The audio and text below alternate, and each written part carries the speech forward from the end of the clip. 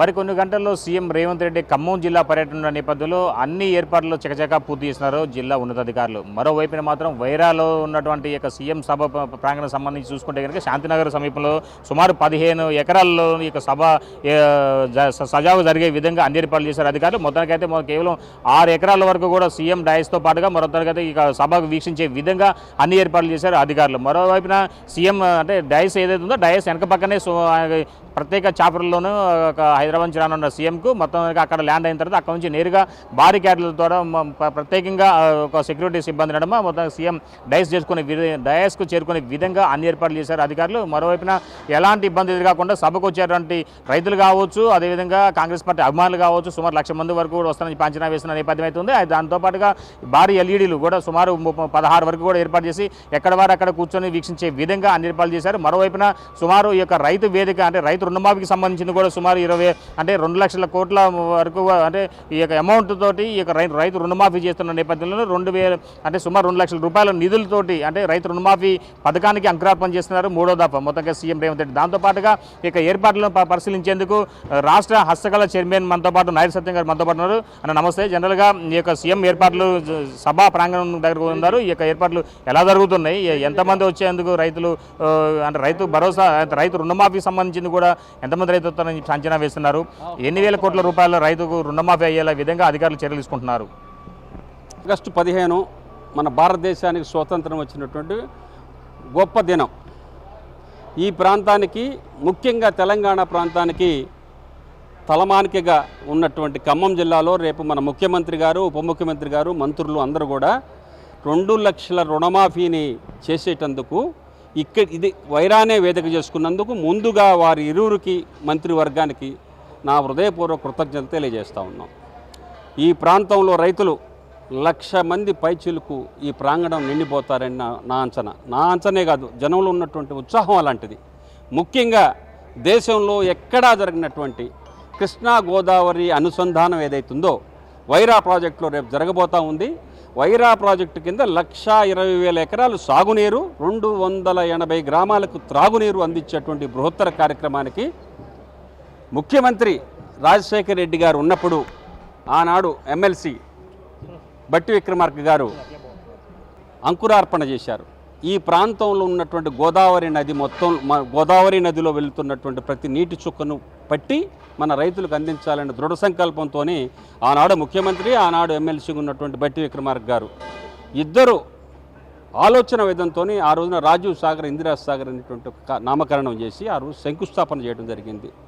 తదనంతరం కాంగ్రెస్ పార్టీ అధికారం కోల్పోవటం, BRS party అధికారంలో రావటం, వచ్చిన తర్వాత 8,000 కోట్ల రూపాయలు పెట్టి దాన్ని సీతారామ ప్రాజెక్టు నామకరణం చేసి 8,000 కోట్ల రూపాయలు దండుకున్నారు. అంతేగాని చుక్క నీరు 1 ఎకరానికి ఇవ్వటం కానీ, ఒక్క మనిషి తాగడానికి నీరు కానీ ప్రవహించలే. 7 నెలల కాలంలో కాంగ్రెస్ పార్టీ ప్రభుత్వం వచ్చిన తర్వాత మన ఉప ముఖ్యమంత్రి బట్టి విక్రమార్క గారు సొంత జిల్లా కావడంతో ఆయన ప్రత్యేకమైనటువంటి ఆలోచన చేసి ఈ గోదావరి నీటిని కనీసం మన వైరా ప్రాజెక్టులో కృష్ణా గోదావరి అనుసంధానం చేయాలనేటువంటి ఆలోచనతో 90 కోట్ల రూపాయలని ఆయన గారు వెంటనే మంజూరు చేసి దాన్ని రిలీజ్ చేసి ఇవాళ కాలువ ద్వారా, రాజీవ్ సాగర్ కాలువ ద్వారా వైరా ప్రాజెక్టులోకి కృష్ణా గోదావరి నీరు అనుసంధానం చేయడం జరుగుతూ ఉంది. ఇంతకంటే గొప్ప కార్యక్రమం ఇంకెక్కడా ఉండదు. ఈ ప్రాంతమే కాదు, ఈ తెలంగాణలో సస్యశ్యామలమైనటువంటి ప్రదేశం ఏదైనా ఉంది అంటే అది ఖమ్మం జిల్లా. ఖమ్మం జిల్లాలో ఏ ఒక్క ఎకరానికి కూడా నీరు అందలేదని కానీ, ఏ ఒక్క గ్రామానికి మంచినీరు లేదనేటువంటి పరిస్థితి లేకుండా చేస్తున్నటువంటి ముఖ్యమంత్రి గారికి, ఉప ముఖ్యమంత్రి గారికి ఇద్దరికి మా హృదయపూర్వక ధన్యవాదాలు తెలియజేస్తాం. జనరల్గా చూసుకుంటే కనుక ఈ యొక్క ఖమ్మం జిల్లాలో ప్రారంభించినటువంటి సీతారామ ప్రాజెక్టు 3 జిల్లాలు, ఒకవైపున ఉమ్మడి వరంగల్ జిల్లాకు అంటే చివరి ఉన్నటువంటి మహబూబాద్ జిల్లా కావచ్చు, మరోవైపున కొత్తగా ఏర్పడినటువంటి సూర్యాపేట జిల్లా కావచ్చు, ఆ జిల్లాలకు కూడా ఈ యొక్క నీరు అనుసంధానం చేసుకుంటూ అక్కడ కూడా నీరు అందించే విధంగా ప్రణాళిక రచించారు గత ప్రభుత్వం. కానీ వాళ్ళు ఎలాంటిది కూడా కెనాల్తో పాటుగా టెన్నెల్స్ కూడా నిర్మించిన పరిస్థితి నెలకొని ఉంది. ఇవన్నీ కాంగ్రెస్ పార్టీ వచ్చినట్టు 7 నెలల్లోనే చకచకా పనులు చేసుకుంటూ రైతులకు ఇచ్చిన మాట ప్రకారం ఈ ఆగస్టు 15 15వ తారీఖున నీరును ఖమ్మం జిల్లా ప్రజలకు ముందుగా అందిస్తాం, 1,00,000 ఎకరాల వరకు కూడా సాగునీరు అందించే విధంగా తమ ప్రభుత్వం బాధ్యత తీసుకుంటుందని చెప్పి ఒక ముగ్గురు మంత్రులు, ఒక డిప్యూటీ సీఎం బట్టి విక్రమార్కతో పాటుగా వ్యవసాయ శాఖ మంత్రి తుమ్మల, రెవెన్యూ శాఖ మంత్రి పొంగులేటి, ముగ్గురు మంత్రులు కూడా హైదరాబాద్ నుంచి నేరుగా భద్రాద్రి రాముడు సన్నిధానంలోకి రావడం, అక్కడికి వచ్చిన తర్వాత భారీ బహిరంగ సభ నడమని సీఎం అధ్యక్షతన ఇక ఏర్పాటు చేయడం, దీనికి హామీ ఇవ్వడం కూడా జరిగింది. దీన్ని ఎలా చూసుకోవచ్చు? వాళ్ళకి ఈ 3 జిల్లాలకు నీరు అందించే విధం ఎలాంటి ప్రణాళిక రచిస్తున్నారు?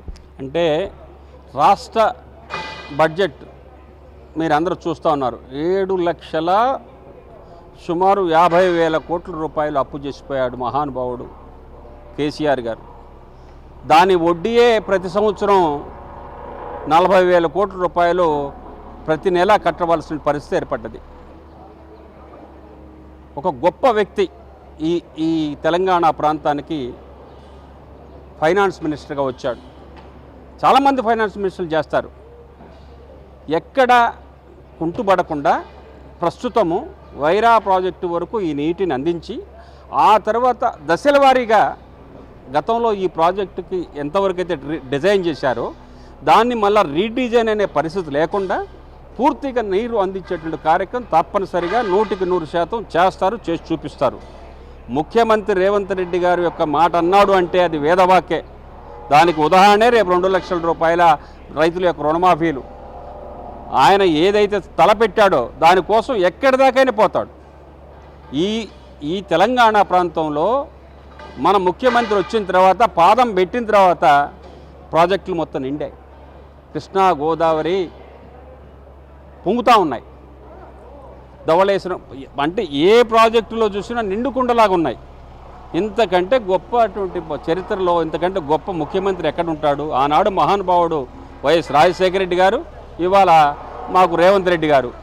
ఈ ప్రాంతానికి మా ఉప ముఖ్యమంత్రి బట్టి విక్రమార్క గారు చేయబట్టే ఇవాళ ఈ ప్రాంతానికి నీరు అందటం కానీ, త్రాగునీరు కానీ, సాగునీరు కానీ చేయడం జరుగుతూ ఉంది. వారి యొక్క రుణాన్ని మేము ఎప్పుడూ మర్చిపోమని సభాముఖంగా తెలియజేస్తా ఉన్నాం.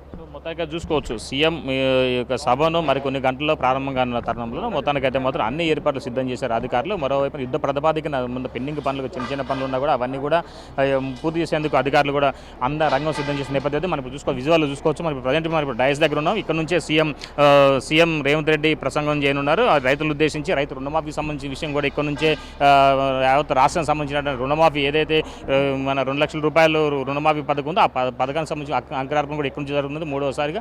అయితే ఇప్పటికే ఈ యొక్క రుణమాఫీకి సంబంధించి దాంతో పాటుగా మహిళలకు SLF గ్రూప్కి సంబంధించినటువంటి 200 కోట్ల రూపాయలు సంబంధించినటువంటి రుణమాఫీకి సంబంధించిన అంటే ఆ పథకంలో భాగంగా మళ్ళీ SLF గ్రూప్కు అంటే సెల్ఫ్ సహాయక సంఘం గ్రూపులకు ఏదైతుందో వాళ్ళకు కూడా మహిళలకు వాళ్ళకు అంటే వాళ్ళు కూడా ఆర్థికంగా సౌలభ్యం పొందే విధంగా వాళ్ళకు కూడా రుణాలు మంజూరు చేసే విధంగా వాళ్ళకు కూడా ప్రత్యేకమైనటువంటి చెక్కులు అందజేయనున్న నేపథ్యం ఉంది. అయితే ఇక్కడ నుంచి సీఎం రేవంత్ రెడ్డి ఇంకా ఎలాంటి వరాలు కురిపిస్తారు యావత్ రాష్ట్రానికి, దాంతోపాటు రైతులకు రైతు ప్రయోజనానికి సంబంధించినటువంటి ఎలాంటి పథకాలకు ఇంకా అంకురార్పణ చేస్తారని చెప్పి యావత్తు జిల్లా ప్రజలు కూడా ఎదురు చూస్తున్న నేపథ్యం అయితే ఉంది. మరోవైపున మాత్రం మరికొన్ని గంటల్లో సీఎం రేవంత్ రెడ్డి ఈ యొక్క వైరా చేరుకున్న నేపథ్యంలో ఇప్పటికే ఇక పోలీసులు అధికారులు కూడా ఈ యొక్క సభ ప్రాంగణం మొత్తాన్ని కూడా తమ ఆదులు తీసుకున్నట్టుగా తెలుస్తూ ఉంది. మరోవైపున మాత్రం ఇప్పటికే ఇంకొన్ని అంటే భారీ ఎల్ఈడీల నడుమ ఈ యొక్క ఏర్పాట్లను వీక్షించే విధంగా ఎవరైనా రైతులు కావచ్చు, కార్యకర్తలు కావచ్చు వచ్చి ఇక సభను సజావుగా జరుపుకుంటే అంటే సభ సీఎం మారిన సమయంలో ఎలాంటి ఇబ్బంది లేకుండా విధంగా వాళ్ళకి మజ్జిగ బ్యాగులతో పాటు వాటర్ బ్యాగులు కూడా అందుబాటులో తీసుకొచ్చే నేపథ్యం అయితే ఉంది. మరోవైపున